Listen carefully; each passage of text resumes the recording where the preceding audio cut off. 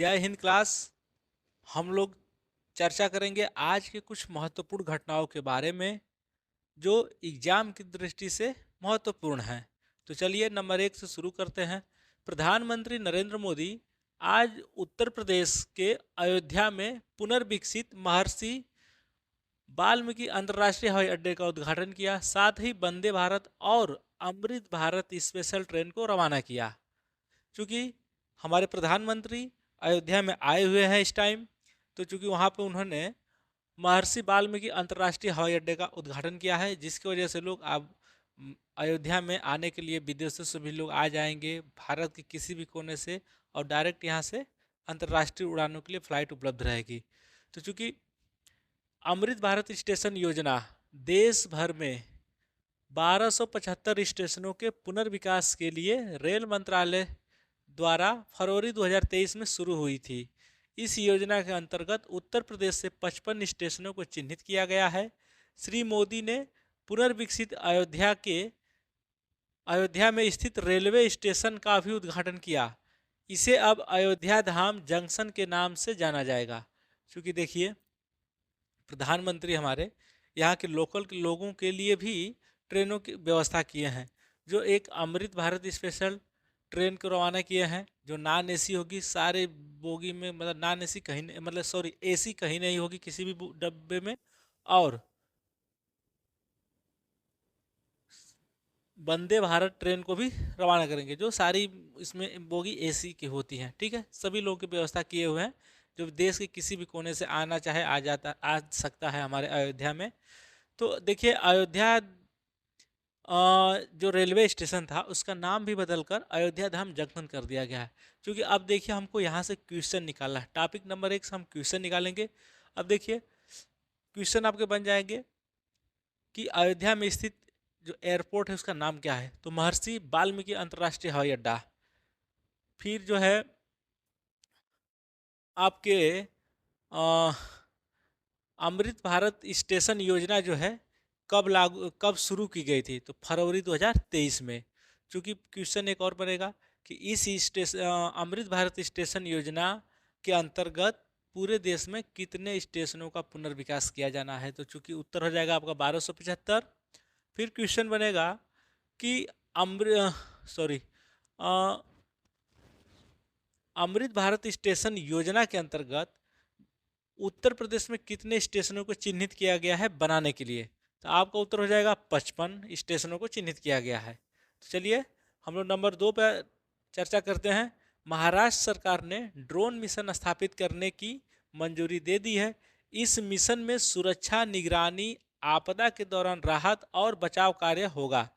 भारतीय प्रौद्योगिकी संस्थान आईआईटी बम्बई के विशेषज्ञ दल की रिपोर्ट के आधार पर 5 वर्षीय कार्य योजना तैयार की गई है। ड्रोन मिशन का मुख्यालय आईआईटी बम्बई होगा। इस मिशन से महाराष्ट्र वैश्विक स्तर पर ड्रोन का एक प्रमुख केंद्र बन जाएगा। क्योंकि देखिए, महाराष्ट्र सरकार ने अपने यहाँ ड्रोन मिशन योजना को लॉन्च किया हुआ है। इस मिशन में उनके साथ हैं आईआईटी बम्बई के जो विशेषज्ञ दल हैं, आईआईटी बम्बई के ये लोग हैं, काम कर रहे हैं।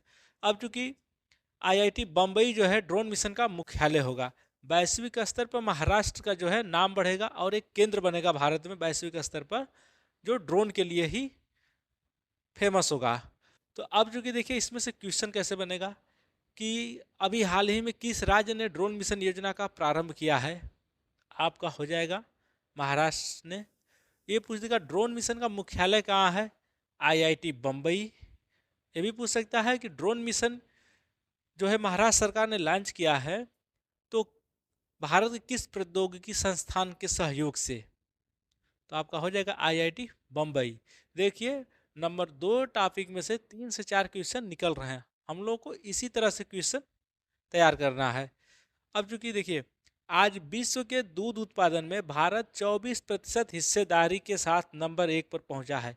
क्योंकि भारत जो है दूध के उत्पादन में पूरे विश्व का जो 100% आप लेंगे पूरे विश्व का, उसमें 24% अकेले हिस्सेदारी है अपने भारत देश की। तो हम लोग दूध उत्पादन में विश्व के नंबर 1 देश इस समय हैं हम लोग। ठीक है, चौथे नंबर के टॉपिक हम लोग देखेंगे। पाकिस्तान के चुनाव आयोग ने राष्ट्रीय चुनाव 2024 के लिए देश के पूर्व प्रधानमंत्री इमरान खान का नामांकन पत्र खारिज कर दिया है। क्योंकि अभी पाकिस्तान में 2024 में चुनाव होने वाले हैं, असेंबली चुनाव जो है वहाँ का, लोकसभा चुनाव, जिसमें वो लोग प्रधानमंत्री अपना चुनते हैं। तो चूंकि ये जो पूर्व क्रिकेटर इमरान खान है, इसका नामांकन पत्र खारिज कर दिया गया है। ये बुढ़ऊ शादी बहुत कर रहे हैं बुढ़ौती में, 4-4 शादियाँ कर रहे हैं बुढ़ौती में, नामांकन पत्र खारिज कर दिया है वहाँ के चुनाव आयोग ने। ठीक है। 5वें नंबर पे हमारा है, श्री मोदी ने बेंगलुरु और कोयम्बटूर के बीच चलने वाली वंदे भारत रेलगाड़ी को वीडियो कॉन्फ्रेंसिंग के माध्यम से रवाना किया। नई वंदे भारत एक्सप्रेस दक्षिण भारत का मैनचेस्टर कहे जाने वाले कोयम्बटूर को बेंगलुरु से जोड़ेगी। क्योंकि देखिए इसमें क्या है, प्रधानमंत्री मोदी जी ने वीडियो कॉन्फ्रेंसिंग के माध्यम से कोयम्बटूर और बेंगलुरु के बीच में एक नई वंदे भारत ट्रेन का उद्घाटन किया है, मतलब हरी झंडी दिखाकर उसका रवाना किया है। तो जो कि इस टॉपिक से देखिए हमको क्वेश्चन क्या मिल रहा है कि अगर एग्जाम में पूछे कि दक्षिण भारत का मैनचेस्टर किस शहर को कहते हैं, तो आप यहाँ से याद कर लीजिएगा, कोयम्बटूर को कहते हैं। ठीक है, चलिए हम लोग 6 नंबर पे चलते हैं। प्रधानमंत्री आज मन की बात कार्यक्रम के माध्यम से देश के सामने अपने विचार साझा करेंगे। यह साल 2023 की आखिरी और कुल 108वीं कड़ी होगी। क्योंकि प्रधानमंत्री ऑल इंडिया रेडियो पर हर बार अपने विचार जो है साझा करते हैं, जिसको मन की बात कार्यक्रम के नाम से हम लोग जानते हैं। क्योंकि यह महत्वपूर्ण इसलिए है कि साल 2023 की आखिरी कड़ी है और कुल 108वीं कड़ी होगी। क्योंकि मान लीजिए यहाँ से हमको एग्जाम में क्वेश्चन पूछ दिया, अभी आने वाला एग्जाम है उत्तर प्रदेश पुलिस का या अन्य कोई भी एग्जाम है, पूछ लिया कि जो प्रधानमंत्री दिसंबर की आखिरी जो है मन की बात कार्यक्रम संबोधित किए थे, वो कौन से नंबर की कड़ी थी, 108वीं, 110वीं, 112वीं, ऑप्शन दे देगा। अगर आपको याद होगा 108वीं तो आप लगा देंगे। चलिए नंबर 7 पे हम लोग चलते हैं। केरल में 91वीं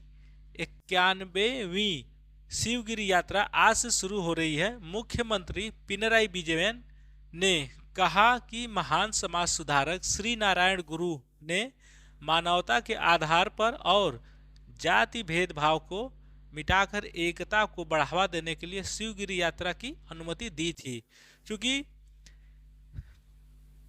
केरल में एक महान समाज सुधारक रहे हैं श्री नारायण गुरु, जिन्होंने समाज में जाति के भेदभाव खत्म करने के लिए और एकता बनाए रखने के लिए आज से 90 साल पहले जो है, 91 साल पहले शिवगिरी यात्रा की अनुमति दी थी कि जिसमें सभी लोग भाग लेंगे तो एक एकता को बढ़ावा मिलेगा। ठीक है, इससे जो है समाज में एकता को बढ़ावा मिलेगा। तो जिसका नाम था शिवगिरी यात्रा। चूँकि एग्जाम से रिलेटेड इसमें क्वेश्चन कैसे बन सकते हैं कि अगर एग्जाम में आपको पूछे कि शिवगिरी यात्रा किस राज्य से संबंधित है, तो आपको पता होगा तो आप केरल बता देंगे। क्योंकि केरल के मुख्यमंत्री कौन है, पिनराई विजयन, क्योंकि यहाँ पर उन्होंने इसका उद्घाटन किया था। भारतीय जनता पार्टी के राष्ट्रीय अध्यक्ष जेपी नड्डा ने आज श्रीलंका में भारतीय मूल के तमिलों के 200 वर्ष पूरे होने की स्मृति में एक डाक टिकट जारी किया है। क्योंकि हमारे देश के जो तमिल हैं, ये जो कुछ लोग श्रीलंका में भी रहते हैं, तो जो भारतीय मूल के तमिल हैं श्रीलंका में 200 साल से रह रहे हैं। आज जो है 200 साल पूरा हो गया है। इसके याद में श्री नड्डा जी ने एक डाक टिकट जारी किया हुआ है। क्योंकि चलिए 9 नंबर पे हम लोग चलते हैं। प्रधानमंत्री मोदी ने लोगों से आग्रह किया है कि वे अयोध्या के नवनिर्मित मंदिर में रामलला की प्राण प्रतिष्ठा के दिन 22 जनवरी को देश में दीपावली मनाएं और अपने घर में राम ज्योति प्रज्वलित करें।